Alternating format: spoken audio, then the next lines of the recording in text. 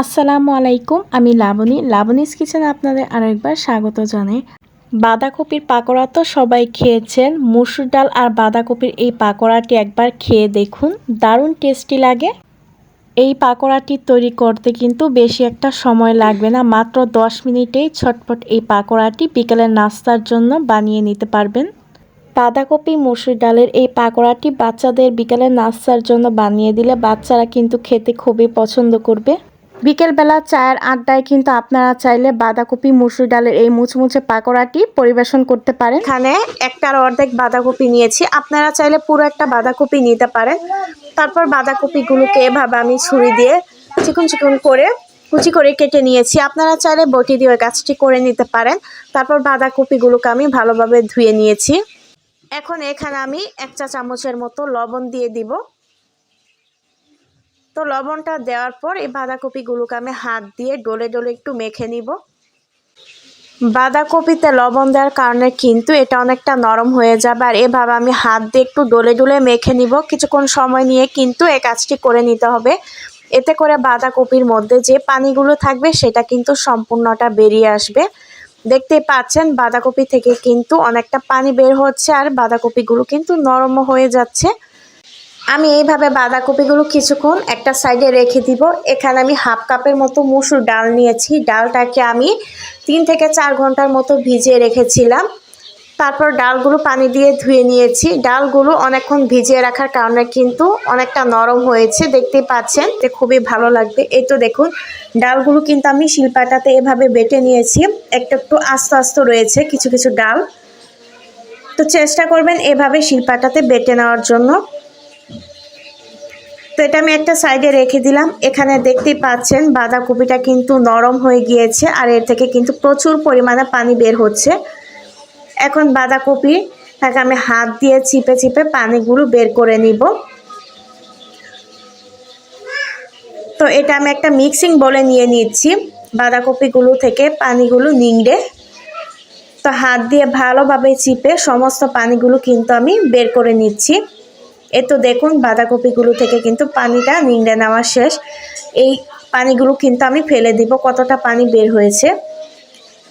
এখন এখানে আমি একটা পেঁয়াজ কুচি দিয়ে দিচ্ছি মিহি করে। এখন দিয়ে দিচ্ছি 3টা কাঁচামরিচ কুচি। ঝালের পরিমাণটা আপনারা আপনাদের পছন্দ মতো দিয়ে নেবেন। এখন দিয়ে দিব হাফ চা চামচ লবণ। লবণটা বুঝে শুনে দিবেন, যেহেতু আগে আমি এখানে লবণ দিয়েছিলাম বাঁধাকপিতে। দিয়ে দিচ্ছি 1 চা চামচ হলুদের গুঁড়া। দিয়ে দিচ্ছি হাফ চা চামচ ভাজা জিরার গুঁড়া। আর এখন দিয়ে দিচ্ছি সেই বেটে রাখা ডালটুকু। তো এখন সমস্ত উপকরণ হাত দিয়ে ভালোভাবে মাখিয়ে নিব। তো এই কাজটা কিন্তু আলতো হাতে মাখিয়ে নিতে হবে। তো সবগুলো উপকরণ হাত দিয়ে মাখিয়ে নেওয়া শেষে আমি এখানে 3 টেবিল চামচ বেসন দিয়ে দিচ্ছি। এই মিশ্রণটা আমার কাছে একটু লেটকা মনে হচ্ছে, তার জন্য এখানে আমি আরেকটু বেসন দিয়ে দিলাম। এতে করে কিন্তু মিশ্রণটা আঠালো হবে। আপনাদের যদি এরকম মনে হয় তাহলে একটু বেসন দিয়ে নেবেন, তাহলে কিন্তু বড়াটা খেতেও দারুণ লাগবে। তো মাখানো শেষে এখন আমি হাত দিয়ে এর কিছুটা বাঁধাকপির মিশ্রণ নিয়ে একটু চ্যাপটা করে নিচ্ছি।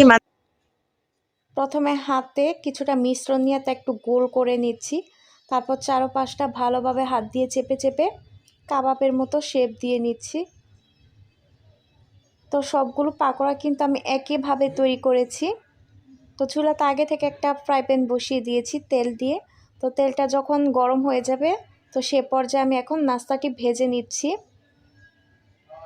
তো চুলার আঁচটা কিন্তু মিডিয়াম থেকে একটু লো আঁচে থাকবে।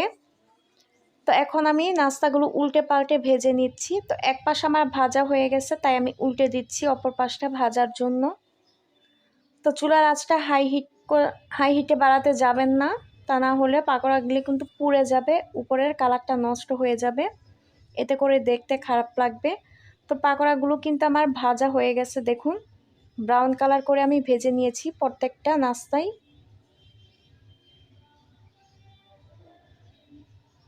তো ভাজা শেষে আমি একটু তেলটা ঝরে নিচ্ছি। এখন আমি গরম গরম পরিবেশন করে নিচ্ছি নাস্তাটি। তো দেখুন কতটা লোভনীয় হয়েছে, আর খেতে তো অনেক মজা।